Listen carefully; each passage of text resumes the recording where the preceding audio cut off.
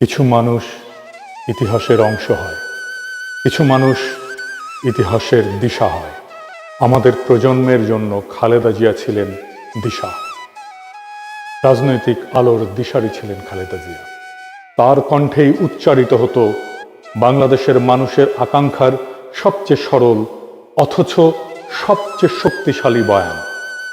1991 সালের ঐতিহাসিক বিজয়ের আগে তার সর্বশেষ নির্বাচনী সভায় দেয়া তার একটা বক্তৃতা পরদিন দেশের প্রায় সব পত্রিকার শিরোনাম হয়েছিল, ওদের হাতে গোলামীর জিনজির, আমাদের হাতে স্বাধীনতার পতাকা।